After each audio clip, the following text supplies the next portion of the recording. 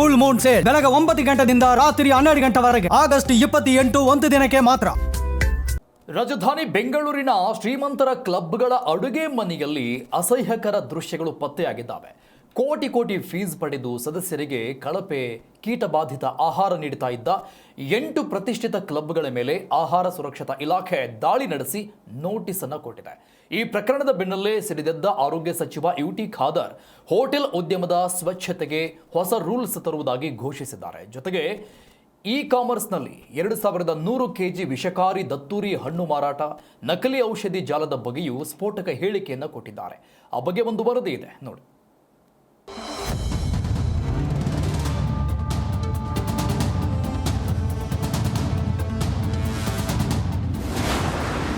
ಬೆಂಗಳೂರಿನ 8 ಹೈಫೈ ಕ್ಲಬ್ಗಳಲ್ಲಿ ಭಾರೀ ಅವ್ಯವಸ್ಥೆ. ಕಿಚನ್ನಲ್ಲಿ ಕೀಟ, ಅಸ್ವಚ್ಛತೆ, ಅವಧಿ ಮೀರಿದ ಆಹಾರ. ಬೆಂಗಳೂರಿನ ಪ್ರತಿಷ್ಠಿತ ಕ್ಲಬ್ಗಳ ಮೇಲೆ ಆಹಾರ ಸುರಕ್ಷತಾ ಇಲಾಖೆಯ ಅಧಿಕಾರಿಗಳು ನಡೆಸಿದ ದಾಳಿ ವೇಳೆ ಆಘಾತಕಾರಿ ಸತ್ಯಗಳು ಬೆಳಕಿಗೆ ಬಂದಿವೆ. ಹೊರಗಡೆ ಮಿಂಚುವ ಈ ಕ್ಲಬ್ಗಳ ಅಡುಗೆ ಮನೆಗಳು ಅತ್ಯಂತ ಅಸ್ವಚ್ಛತೆಯಿಂದ ಕೂಡಿದ್ದವು. ಮೊದಲಿಗೆ ಬೌರಿಂಗ್ ಕ್ಲಬ್.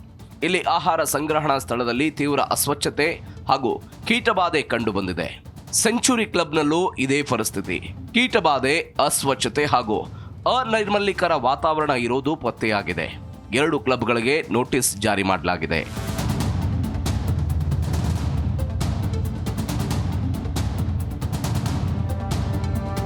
ಅತಿದೊಡ್ಡ ಲೋಪ ಪತ್ತೆಯಾಗಿರೋದು ಕೆಎಸ್ಸಿಎ ಕ್ಲಬ್ ಬೆಂಗಳೂರಿನಲ್ಲಿ. ಇಲ್ಲಿ ವೈಯಕ್ತಿಕ ಸ್ವಚ್ಛತೆಯ ಕೊರತೆ, ಪ್ಲಾಸ್ಟಿಕ್ ಕಟ್ಟಿಂಗ್ ಬೋರ್ಡ್ ಬಳಕೆ, ಡ್ರೈನೇಜ್ ವ್ಯವಸ್ಥೆಯಲ್ಲಿ ತಡೆ, ಆಹಾರ ಲೇಬಲಿಂಗ್ ಸಂಬಂಧಿಸಿದ ಉಲ್ಲಂಘನೆ, ಫ್ರೋಜನ್ ಸ್ಟೋರೇಜ್ನಲ್ಲಿ ಸ್ವಚ್ಛತೆಯ ಕೊರತೆ, ಸಸ್ಯಾಹಾರಿ ಹಾಗೂ ಮಾಂಸಾಹಾರಿ ಆಹಾರ ಪದಾರ್ಥಗಳ ಅಸಮರ್ಪಕ ಸಂಗ್ರಹಣೆ, ಪಾತ್ರೆ ತೊಳೆಯುವ ಸ್ಥಳದಲ್ಲಿ ಬಿಸಿ ನೀರಿನ ವ್ಯವಸ್ಥೆ ಇಲ್ಲದಿರುವುದು ಸೇರಿದಂತೆ ಹಲವು ಗಂಭೀರ ಉಲ್ಲಂಘನೆಗಳು ಕಂಡುಬಂದಿವೆ.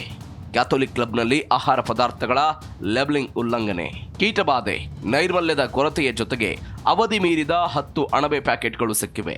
ಇನ್ನು ಟೆನ್ನಿಸ್ ಕ್ಲಬ್ನಲ್ಲಿ ಆಹಾರ ನಿರ್ವಹಣಾ ಸಿಬ್ಬಂದಿಗೆ ಸಂಬಂಧಿಸಿದ ವೈದ್ಯಕೀಯ ಪ್ರಮಾಣ ಪತ್ರಗಳೇ ಇಲ್ಲದಿರುವುದು ಬೆಳಕಿಗೆ ಬಂದಿದೆ.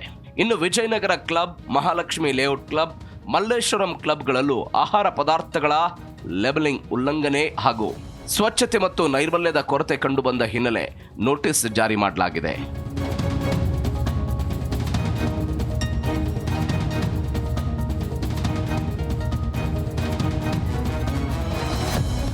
ಈ ದಾಳಿಯ ಬೆನ್ನಲ್ಲೇ ಸುದ್ದಿಗೋಷ್ಠಿ ನಡೆಸಿದ ಆರೋಗ್ಯ ಸಚಿವ ಯುಟಿ ಖಾದರ್, ಕ್ಲಬ್ಗಳಿಗೆ ಅಧಿಕಾರಿಗಳು ಬಂದಾಗ ಹೇಗೆ ಬರ್ತಾರೆ ಅಂತ ನೋಡುವುದಲ್ಲ, ಮೊದಲು ಆ ಕ್ಲಬ್ ಅಡುಗೆ ಮನೆ ನೋಡುವ ಕಡೆ ಗಮನ ಕೊಡಬೇಕು ಅಂತ ಖಡಕ್ ಸೂಚನೆ ಕೊಟ್ಟಿದ್ದಾರೆ. ಯಾವ ರೀತಿ ಆ ಒಂದು ಹೋಟೆಲ್ನವರು ತನ್ನ ಕಾರ್ಯವನ್ನು ನಿರ್ವಹಿಸಬೇಕು ಅಥವಾ ಕ್ಲಬ್ಬಿನವರು ಯಾವ ರೀತಿ ತಮ್ಮ ಆ ಒಂದು ಕಿಚನ್ ಅನ್ನು ಮತ್ತು ಆಹಾರ ತಯಾರು ಮಾಡೋ ವ್ಯವಸ್ಥೆ ಮಾಡಬೇಕು ಎಲ್ಲ ಕೂಡ ಚರ್ಚಿಸಿ ಸ್ಪಷ್ಟವಾದ ನಿರ್ದೇಶನ ಕೊಡಲಿಕ್ಕೆ ನಾವು ಇದ್ದೇವೆ.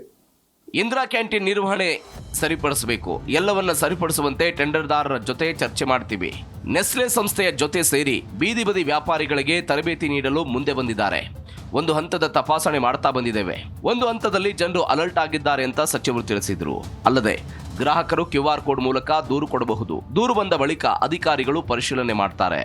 ಫುಡ್ ಸೇಫ್ಟಿ ಡಿಪಾರ್ಟ್ಮೆಂಟ್ನವರು ಆ ಗ್ರಾಹಕರ ಹಿತವನ್ನು ನಾವು ಗಮನದಲ್ಲಿಟ್ಟುಕೊಂಡು ಭಾರತದಲ್ಲಿ ಪ್ರಪ್ರಥಮ ಒಂದು QR ಕೋಡ್ ಬಾರ್ಕೋಡ್ ಕೊಟ್ಟ ಸಂದರ್ಭದಲ್ಲಿ ಅದನ್ನು ಉಪಯೋಗ ಮಾಡೋ ಜವಾಬ್ದಾರಿ ಸಮಾಜಕ್ಕಿದೆ.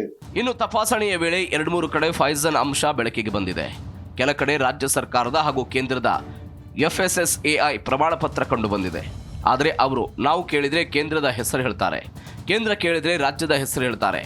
ಇಂಥ ಘಟನೆಗಳು ಕಂಡುಬಂದ ಹಿನ್ನೆಲೆ ಪ್ರಮಾಣ ಪತ್ರ ರದ್ದು ಮಾಡುವಂತೆ ಕೇಂದ್ರಕ್ಕೆ ಮನವಿ ಮಾಡ್ತೀವಿ.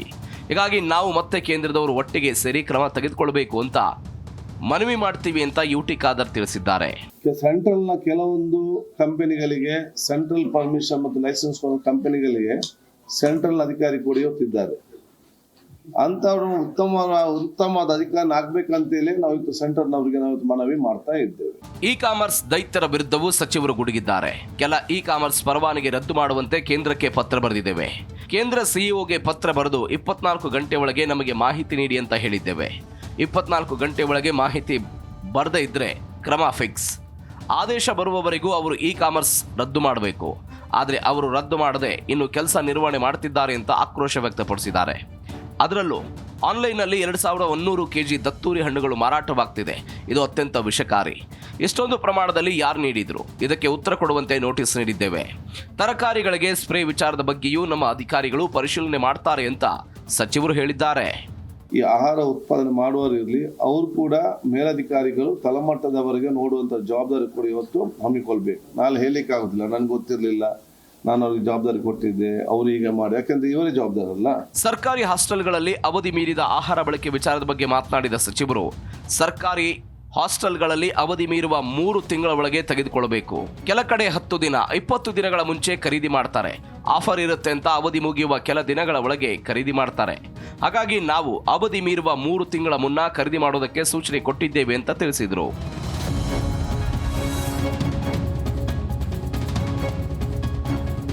ಕೊನೆಯದಾಗಿ ನಕಲಿ ಔಷಧಿ ವಿಚಾರದ ಬಗ್ಗೆ ಮಾತನಾಡಿ SIT ರಚನೆ ಮಾಡಿದ್ದೇವೆ. ಪೊಲೀಸರು ಡ್ರಗ್ ಕಂಟ್ರೋಲ್ ಆಫೀಸರ್ ತಂಡವನ್ನ ತನಿಖೆ ಮಾಡ್ತಾ ಇದೆ. ಪ್ರಮುಖ ಆರೋಪಿ ಕೂಡ ಸಿಕ್ಕಿಬಿದ್ದಿದ್ದಾನೆ. ಎಲ್ಲೆಲ್ಲಿ ಸರಬರಾಜು ಆಗಿದೆ ಅನ್ನೋದ್ರ ಬಗ್ಗೆ ತನಿಖೆ ಆಗ್ತಾ ಇದೆ. ಸರ್ಕಾರಿ ಆಸ್ಪತ್ರೆಯಲ್ಲಿ ಸರಬರಾಜು ಆಗಿರೋ ಮಾಹಿತಿ ಇಲ್ಲ ಅಂತ ಸಚಿವರು ಸ್ಪಷ್ಟಪಡಿಸಿದ್ದಾರೆ.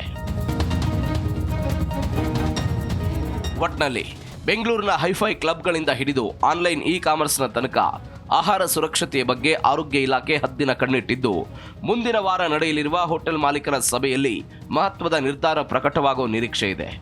ಜನರ ಆರೋಗ್ಯದ ಜೊತೆ ಚೆಲ್ಲಾಟವಾಡುವವರ ವಿರುದ್ಧ ಕಠಿಣ ಕ್ರಮ ಫಿಕ್ಸ್ ಅಂತ ಸಚಿವರು ಎಚ್ಚರಿಕೆ ಕೊಟ್ಟಿದ್ದಾರೆ. ಕ್ಯಾಮರಾಮನ್ ಯಶಸ್ಸು ಜೊತೆ ಭವ್ಯ ಸುನೀಲ್, ಜೀ ಕನ್ನಡ ನ್ಯೂಸ್, ಬೆಂಗಳೂರು.